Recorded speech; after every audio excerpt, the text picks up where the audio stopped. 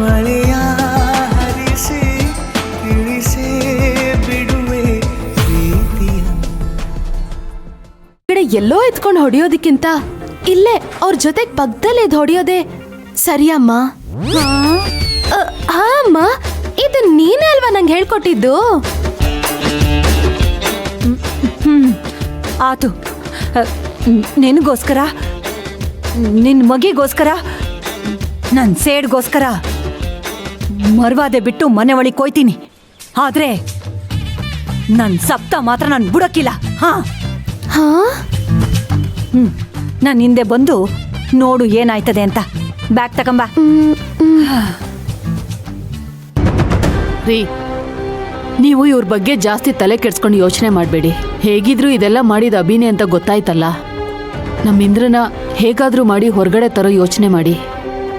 ನಾನು ಹೋಗಿ ನಮ್ಮ ಶಿವರಾಜನ ನೋಡ್ಕೊಂಡು ಬರ್ತೀನಿ. ಸರಿ ಬಾ. ಏಯ್ ಏಯ್, ನಿಂತ್ಕೊಳ್ಳೆ.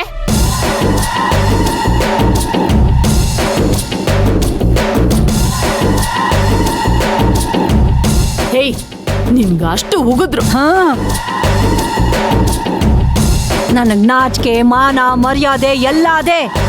ಅದಕ್ಕಿಂತ ಹೆಚ್ಚಾಗಿ ಸ್ವಾಭಿಮಾನ ಅದೇ. ನಾನು ನಂಜಪ್ಪನ್ ತಂಗಿ, ಅವನ್ಗಿಂತ ಹೆಚ್ಚು ರೋಸ ಅದೇ. ಈ ಮನೆ ಒಳಗಡೆ ಕಾಲಿಡಬಾರ್ದು ಅಂತಾನೆ ಇದ್ದೆ. ನಾನು ಈ ಮನೆ ಬಿಟ್ಟು ಶಾಶ್ವತವಾಗಿ ದೂರ ಹೋಗೋಣ ಅಂತಿದ್ದೆ. ಆದ್ರೆ ಇಂದ್ರ ಒಳಿಕ್ ಹೋಗೋದಿಕ್ಕೆ ನಾವು ಕಾರಣ ಆದ್ವಿ ಅನ್ನೋ ಕಳಂಕ ಹೊತ್ಕೊಂಡು ಈ ಮನೆಯಿಂದ ಆಚೆಗೆ ಹೋಗೋದಿಕ್ಕೆ ನನಗ್ ಮನ್ಸಾಗ್ಲಿಲ್ಲ. ನನ್ನ ಅಳಿಯನ್ನ ಆಚೆ ಕರ್ಕೊಂಬರ ಗಂಟ ಅಲ್ಲ ಅಲ್ಲ, ನನ್ನ ಇಂದ್ರ ಅಳಿಯನ್ನ ಆಚೆ ಕರ್ಕೊಂಬರ ಗಂಟ ನನ್ನ ತಲೆ ಕಟ್ಟಿರೋ ಕಳಂಕ ಹೋಗ ತನಕ ನಾನು ಇಲ್ಲಿಂದ ಆಚೆ ಹೋಗಲ್ಲ ಹೋಗಲ್ಲ ಹೋಗಲ್ಲ. ಅಷ್ಟು ಮಾತ್ರ ಅಲ್ಲ, ಈ ನನ್ನ ಕೂದಲು ಕಟ್ಟಕ್ಕಿಲ್ಲ. ಇದೇ ನನ್ನ ಶಪಥ.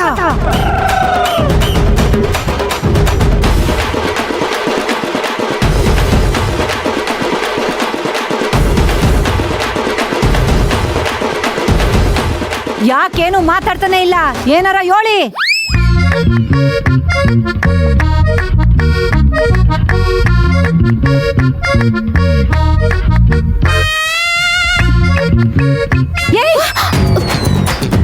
ಏಯ್, ಏಳ್ಬಿಟ್ಟು ಮುಟ್ಟದಲ್ವೇನೆ?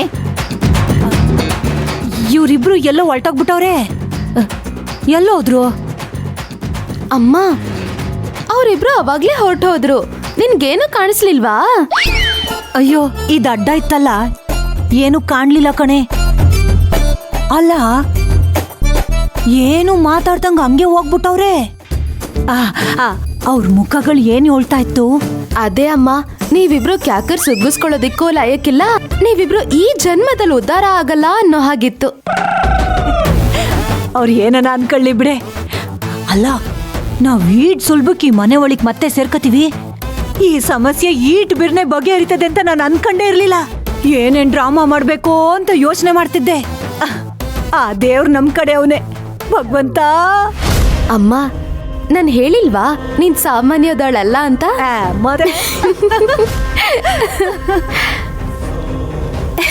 ಹೆಂಗೋ ಅಮ್ಮ, ಇವತ್ತಿಂದ ದಿನಾ ನನ್ ಮಗುಗೆ ಡ್ರೈ ಫ್ರೂಟ್ ಸಿಗತ್ತೆ. ಅಜ್ಜಿ ಗರ್ವೆ ಚಿಂತೆ ಆದ್ರೆ ಮೊಮ್ಮಗಳಿಗೆ ಇನ್ನೇನೋ ಚಿಂತೆ ಅಂತೆ. ನೋಡ್ದ್ಯಾ, ನೀನ್ ಇವಾಗಿಂದಾನೇ ಮೊಮ್ಮಗು ಬಗ್ಗೆ ಯೋಚನೆ ಮಾಡಕ್ ಸ್ಟಾರ್ಟ್ ಮಾಡಿದ್ಯಾ? ಅಯ್ಯೋ ಕರ್ಮಪ್ಪ.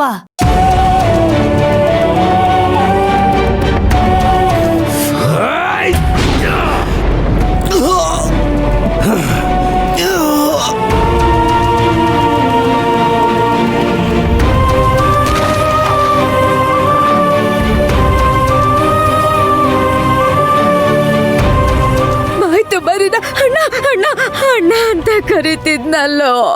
ಅಲ್ಲ, ಅವ್ರ ತಂಗಿಗೋಸ್ಕರ ಜೀವನನೇ ಕೊಟ್ಬಿಟ್ರು. ನೀನೇನ್ ಮಾಡ್ದೆ? ತಾಳಿ ಭಾಗ್ಯನೇ ಕಿತ್ಕೊಂಡ್ಬಿಟ್ಟಿಯಲ್ಲೋ.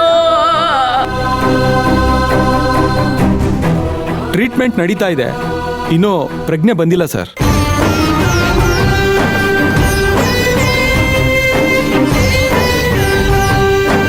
ನಮ್ಮ ತಾತ ಚಿನ್ನದ ಮೊಟ್ಟೆ ಇಡೋ ಕೋಳಿ ಕತೆ ಹೇಳ್ತಿದ್ದ.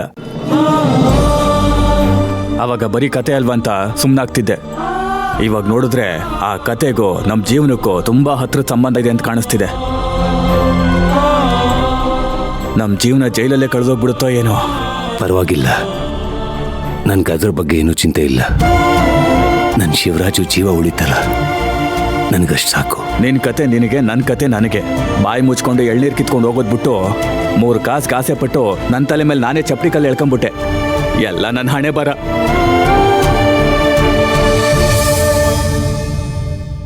ನನ್ನ ಹಣೆ ಬರಹಕ್ಕೆ, ನಾನು ಮಾಡಿರೋಂಥ ಅಪರಾಧಕ್ಕೆ ಸಾಯೋ ತನಕ ಜೈಲಲ್ಲಿ ಶಿಕ್ಷೆ ಅನುಭವಿಸೋದೆ ಸರಿಯಾದ ಪ್ರಾಯಶ್ಚಿತ.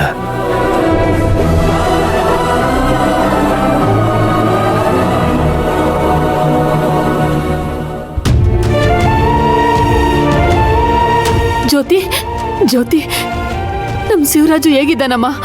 ಡಾಕ್ಟ್ರು ಏನಂದ್ರು ನೋಡ್ದ್ಯಾ? ಕಡೆಗೂ ಆ ದೇವ್ರು ನಮ್ಮ ಕೈ ಬಿಡ್ಲಿಲ್ಲ. ನಮ್ಮ ಶಿವರಾಜು ನಮಗೆ ಸಿಗೋ ಹಾಗೆ ಮಾಡ್ಬಿಟ್ಟ. ಹೇಳು ಜ್ಯೋತಿ, ಮಾತಾಡು ಜ್ಯೋತಿ. ನಮ್ಮ ಶಿವರಾಜು ಹೇಗಿದ್ದಾನೆ ಹೇಳು ಜ್ಯೋತಿ. ಜ್ಯೋತಿ, ತುಳಸಿಯಲ್ಲಿ ಅಪ್ಪ. ಜ್ಯೋತಿ, ಜ್ಯೋತಿ, ನನ್ನ ಮೊಮ್ಮಗ ಹೆಂಗವನವ್ವ? ನಿನ್ನ ಹತ್ರ ಮಾತಾಡಿದ್ನೇನವ್ವ? ಜ್ಯೋತಿ, ಶಿವಣ್ಣ ಹೆಂಗನವ? ಪ್ರಜ್ಞೆ ಬಂತ? ಡಾಕ್ಟರ್ ಏನು ಹೇಳಿದ್ರು? ಜ್ಯೋತಿ, ಏನಾಗೈತೆ? ಯಾಕೆ ಪ್ರಜ್ಞೆ ತಪ್ಪವ್ರೆ? ಇಂದ್ರ ತಲೆಗೆ ಹೊಡೆದಿರೋದ್ರಿಂದ ತುಂಬಾ ರಕ್ತ ಹೋಗಿದ್ಯಂತೆ. ಅಯ್ಯೋ, ಅಬ್ಬಿ ವಿಷದ ಗಾಳಿ ಹಾಕಿರೋದ್ರಿಂದ ಏನು ಹೇಳಕ್ ಆಗಲ್ಲ ಅಂತ ಹೇಳ್ತಿದಾರಮ್ಮ. ಅತ್ತೆ, ತುಳಸಿ, ಯಾರು ಏನು ಚಿಂತೆ ಪಡೋದ್ ಬೇಡವಂತೆ, ಸರಿ ಹೋಗುತ್ತಂತೆ. ನೀವ್ ಯಾವಾಗ ಬಂದ್ರಿ ಅತ್ತೆ? ಅತ್ತೆ ನೋಡಿ ಅತ್ತೆ, ಅಣ್ಣನ ಪರಿಸ್ಥಿತಿನ. ಅತ್ತೆ ಸಮಾಧಾನ ಮಾಡ್ಕೋ ತುಳಸಿ. ಹೇಗತ್ತೆ ಸಮಾಧಾನ ಮಾಡ್ಕೊಳ್ಳಿ? ಈ ಪರಿಸ್ಥಿತಿಲಿ ಅಣ್ಣನ್ ನೋಡಕ್ ಆಗ್ತಿಲ್ಲ.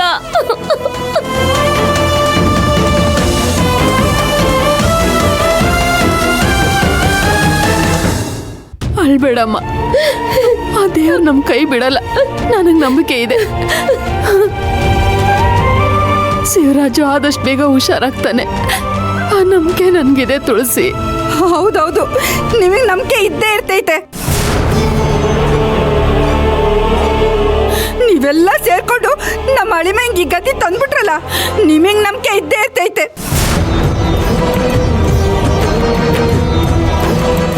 ಅವತ್ತು ನನ್ನ ಮಗಳು ಇಂದ್ರನೇ ಏನೋ ಮಾಡವನೆ ಅಂತ ಹೇಳ್ದಾಗ, ಇಲ್ಲ ಇಲ್ಲ ನನ್ನ ಮಗ ಅಂತವನಲ್ಲ, ಹಂಗೆಲ್ಲ ಮಾಡವನಲ್ಲ ಅಂತ ಹೇಳ್ದಿಲ್ಲ. ಆಗ ನಂಬಿಕೆ ಎಲ್ಲೋಗಿತ್ತು?